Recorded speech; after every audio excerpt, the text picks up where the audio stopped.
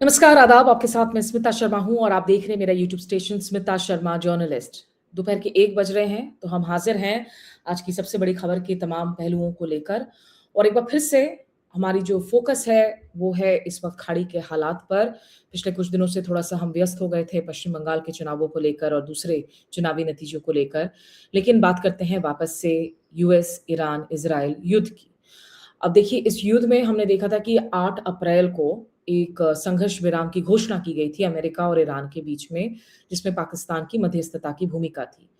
और 15 दिनों की इस सीज़फायर के बाद में अभी तक डायरेक्टली जो है इस युद्ध की वापस से शुरुआत नहीं हुई है, बहाली नहीं हुई है। अमेरिका ने अपने संसद में डोनाल्ड ट्रंप ने ये कहा कि मिलिट्री ऑपरेशंस जो है वो टर्मिनेट हो गए हैं 60 दिन इस युद्ध के पूरा होने के ठीक पहले, क्योंकि उनको पता है कि 60 दिन अगर बीत जाते हैं तो फिर आपको अमेरिकी संसद से अप्रूवल लेना होगा। लेकिन क्या सही में ये युद्ध टर्मिनेट हुआ है? क्या अमेरिका ने एक्ट ऑफ वॉर को खत्म कर दिया है? क्योंकि जो वॉर है वो अब जारी है हॉर्मुज़ स्ट्रेट में।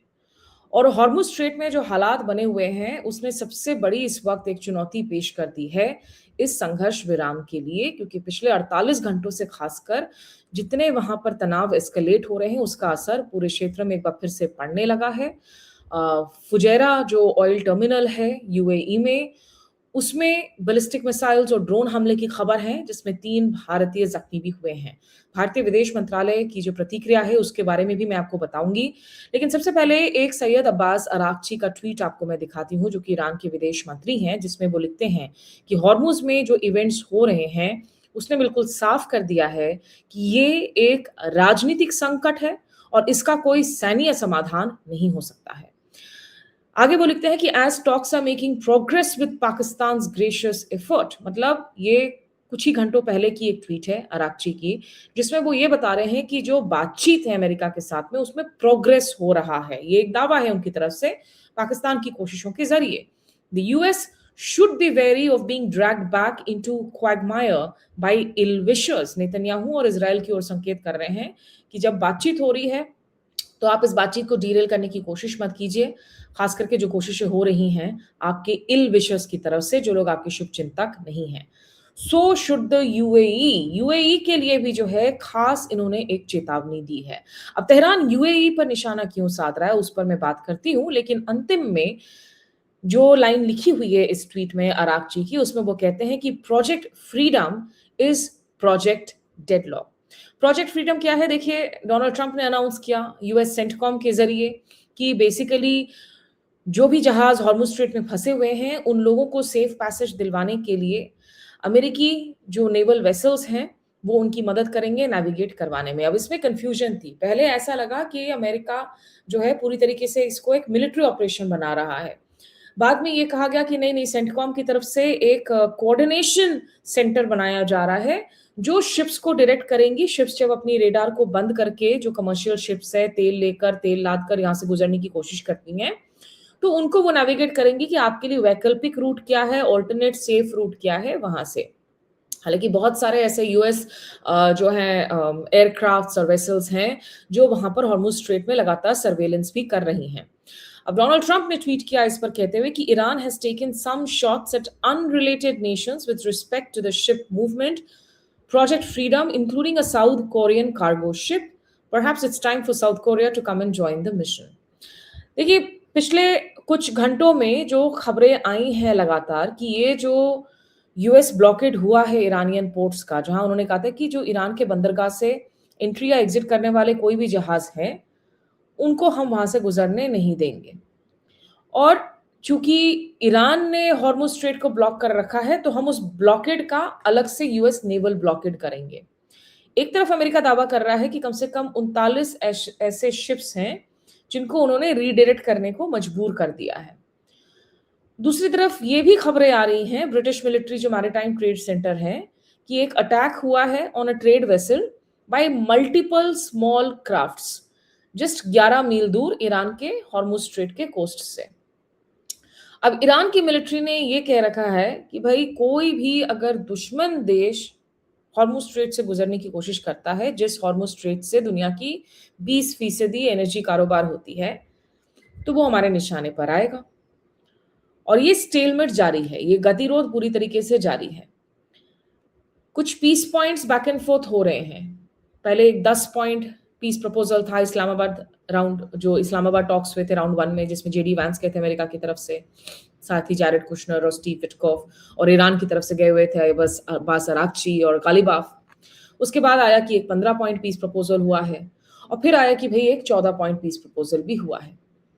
तो ये आपके जो peace proposals back and forth हो रहे हैं, उस दौरान ये जो यूएस की जो नेवल ब्लॉकेड हो रखी है हॉर्मुज स्ट्रेट की, जिसे ईरान कह रहा है कि एक एक्ट ऑफ पायरेसी है, ये एक एक्ट ऑफ टेररिज्म है, और इसमें सी हॉक्स यूएस आर्मी के जो AH-64 अपाचे हेलीकॉप्टर्स हैं, अब ये कहा जा रहा है कि उन्होंने ईरान के कुछ स्मॉल बोट्स को निशाना बनाया, जिसमें 6 आम नागरिकों की जान गई है।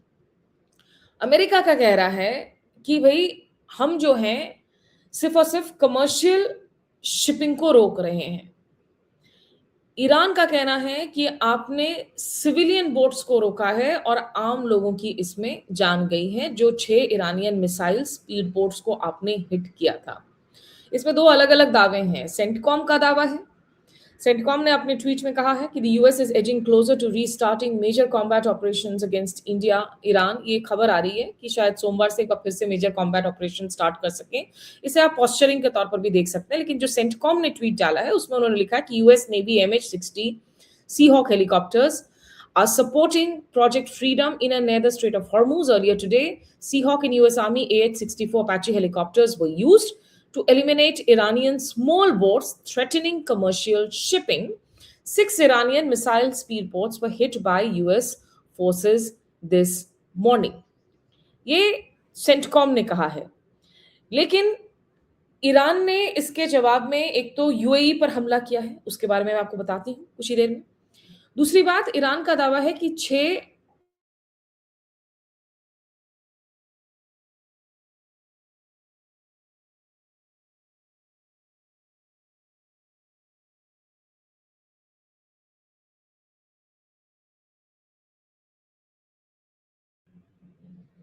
तो उधर ईरान की तरफ से भी जवाबी हमले हो रहे हैं, और 2 ऐसी यूएस नेवी डिस्ट्रॉयर्स है जो यूएस के जो मीडिया रिपोर्ट्स हैं उनके अनुसार सीबीएस रिपोर्ट कर रही है कि जिन्होंने कामयाबी से ट्रांजिट कर लिया है, लेकिन उन पर हमले हुए स्मॉल बोट्स के जरिए, मिसाइल्स और ड्रोन्स के जरिए ईरान की तरफ से। ये जो 2 यूएस नेवी डिस्ट्रॉयर बताए जा रहे हैं, ये यूएसएस ट्रक्सटन और यूएसएस मेजन बताए जा रहे हैं, जिनको ये जो AH-64 अपाचे हेलीकॉप्टर्स हैं वो उनको एस्कॉर्ट कर रहे थे और इन पर हमला किया गया। सस्टेन्ड बराज की बात कर रहा है सीबीएस रिपोर्ट कि इन पर काफी सारे ड्रोन हमले वगैरह किए गए, लेकिन इन थ्रेट्स को न्यूट्रलाइज किया गया। अब देखिए, ईरान ने ये जो जवाबी हमला किया है, स्ट्रेट ऑफ हॉर्मुज में तो खैर अटैक करने की बात आ रही है, लेकिन यूएई पर हमले की खबर है। ये बहुत सिग्निफिकेंट है क्योंकि यूएई अब वापस से हाई अलर्ट पे चला गया है। वहां एयरपोर्ट जो ऑपरेशंस हैं वो भी अफेक्ट हो गई हैं एक बार फिर से, और यूएई में जो फुजैरा ऑयल टर्मिनल है उस पर हमले की खबर है, जिसमें कि 3 भारतीय नागरिक वो जख्मी हुए हैं। इसकी जानकारी दी है यूएई स्थित भारत के दूतावास ने, जिसमें उन्होंने कहा कि we are in touch with local authorities for ensuring adequate medical care and welfare of the affected Indian nationals. तो एक दिन पहले ये जो हमला हुआ फुजेरा टर्मिनल पर, उस पर भारतीय विदेश मंत्रालय का बयान आया है, जिसमें एमईए के जो स्पोक्सपर्सन है रणधीर जायसवाल, उनकी तरफ से बयान दिया गया है कि the attack on Fujairah that resulted in injury to 3 Indian nationals is unacceptable. We call for immediate cessation of these hostilities and the targeting of civilian infrastructure and innocent civilians. कि ये जो हमला है वो बिल्कुल ही unacceptable है, और हम चाहते हैं कि cessation of hostilities तुरंत हो, इसमें dialogue और diplomacy की जाए। India continues to stand for dialogue and diplomacy to deal with the situation so that peace and stability may be restored across West Asia.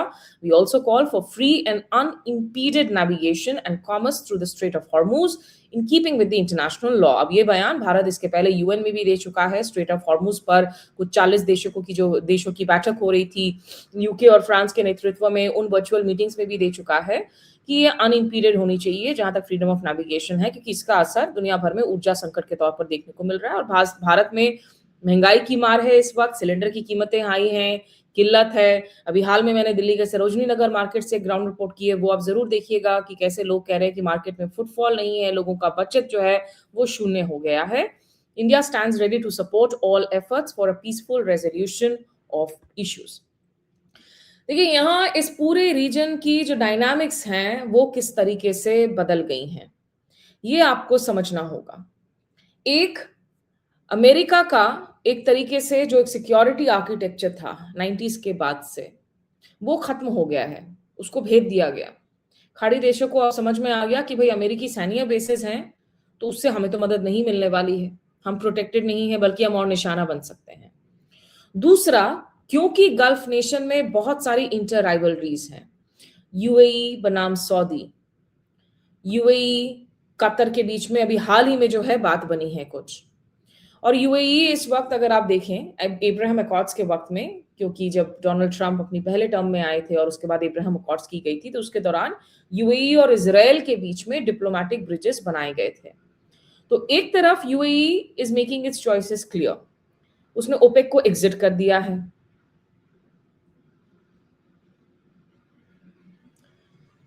तो एक तरफ UAE is making it's choices clear, उसने OPEC को exit कर दिया है, जो oil cartel है, ओपेक और ओपेक प्लस को। और दूसरी तरफ वो तेल अवीव और अमेरिका के नजदीक नजर आ रहा है। इजराइल से इब्राहिम अकॉर्ड्स के तहत ही जो है उसके रिश्ते दोबारा से बनने लगे थे। तीसरी तरफ सऊदी के साथ उसकी जो राइवलरी है वो अब सिर्फ स्ट्रेटेजिक ही नहीं, वो इकोनॉमिक जियो राइवलरी भी है। और एक तरफ कतर से घिरा है, एक तरफ वो तेहरान से दुश्मनी ले रहा है। तो ईरान जो है अब वो यूएई को एक फ्रेंडली कंट्री के तौर पर नहीं देख रहा है इंक्रीजिंगली। इसीलिए अराक्ची के उस ट्वीट में आपने देखा कि ईरान का खास जिक्र किया गया। और इनफैक्ट इस गल्फ के जो चेंजिंग डायनामिक्स है उस पर एक बहुत अच्छी बातचीत है डॉक्टर औसफ सईद से, वो भी आप जरूर देख सकते हैं, जो रियाद में भारत के पूर्व एम्बेसडर थे, और उनसे एक डिटेल बातचीत हमने की थी। तो यूएई की जो डिफेंस मंत्रालय है उन लोगों ने एक स्टेटमेंट जारी करके कहा है कि the UAE air defences engage 12 ballistic missiles, 3 cruise missiles and 4 drones. The Ministry of Defense announced that on 4th May, UAE air defenses engaged 12 ballistic missiles, 4 drones, and since the start of Iran's brazen attacks on the UAE, air defenses have engaged 549 ballistic missiles, 29 cruise missiles, and 2260 drones.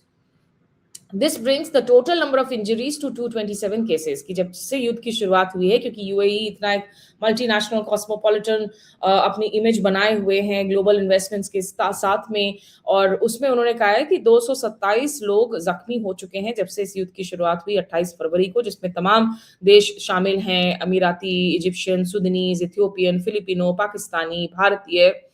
जो लोग total मारे गए हैं वो 3 हैं जब से युद्ध की शुरुआत हुई है, जिसमें एक सिविलियन मोरक्कन नेशनलिटी का था जो आर्म फोर्सेस के साथ में कॉन्ट्रैक्ट पर था, और जो आपकी सिविलियन डेथ्स हुई हैं वो 10 हैं, जिसमें कि पाकिस्तानी, नेपाली, बांग्लादेशी, फिलिस्तीनी, भारतीय और इजिप्शियन शामिल हैं। तो 10 कुल मिलाकर आम नागरिकों की जान जा चुकी है, 3 इनके आर्म फोर्सेस के लोगों की जान गई है, 227 लोग जख्मी हुए हैं, और ये युद्ध की शुरुआत से, और 3 भारतीय अभी जो एक दिन पहले फुजेरा टर्मिनल पर हमला हुआ है उसमें वो जख्मी हुए हैं, और इसीलिए ये यूएई डिफेंस मिनिस्ट्री की तरफ से स्टेटमेंट दिया गया है, यूएई अब हाई अलर्ट पर है।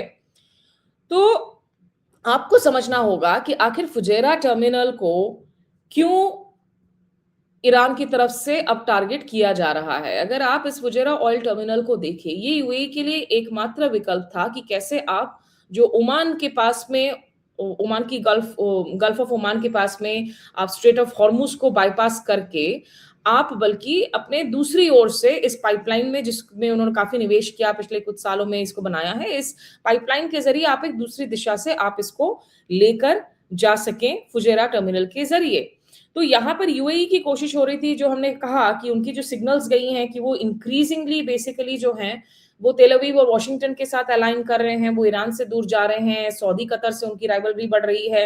ये जो पाइपलाइन आप देख रहे हैं, ये आपकी जो मशान फुजेरा ऑयल पाइपलाइन है, एडकॉप जिसको हम बोलते हैं, आपकी जो हबशान फुजेरा ऑयल पाइपलाइन है, एडकॉप जिसको ये कहा जाता है, ये यूएई का एकमात्र हॉर्मुज बाईपास है, जिसमें से कि लगभग 1.5 million barrels of oil per day गुजर सकती हैं। उनको स्ट्रेट ऑफ हॉर्मुज से नहीं गुजरना होगा, ये फुजेरा टर्मिनल से होते हुए, गल्फ ऑफ ओमन से होते हुए गुजर जाएंगी, वो हॉर्मुज स्ट्रेट को वो बाईपास कर पाएंगी और इसकी capacity 1.8 million barrels per day तक बढ़ाई जा सकती है।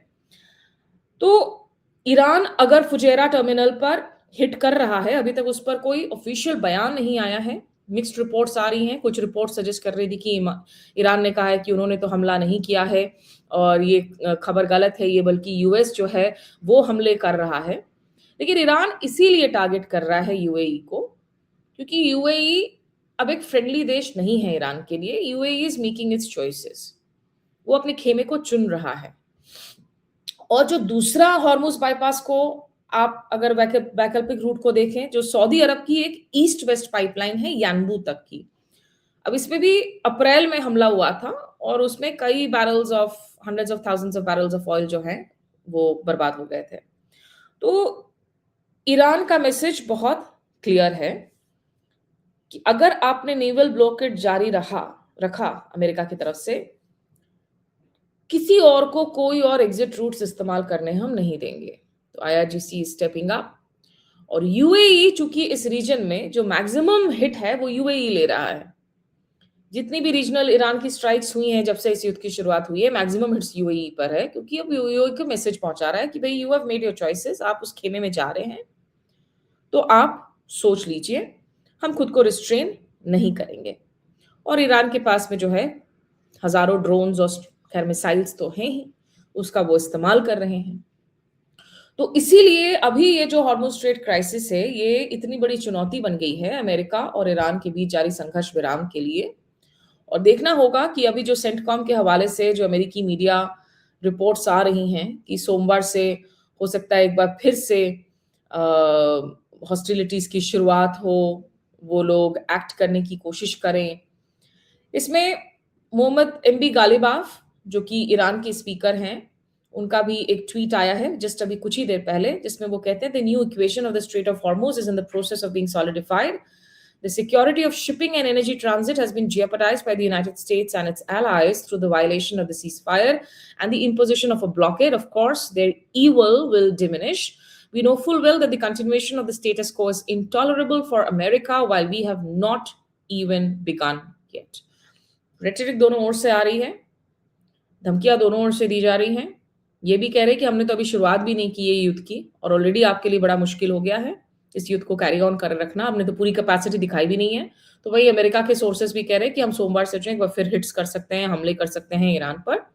और इस पूरे मसले में यूएई के जो चॉइसेस हैं, जो सामरिक चॉइसेस हैं, उसकी वजह से यूएई पर भी अब निशाना साधा जा रहा है। तो ये कुछ हालात से आप लोगों को रूबरू करवाना था। बाकी तमाम अपडेट्स के साथ हम फिर हाजिर होंगे। अभी के लिए बस इतना ही। नमस्कार, आदाब।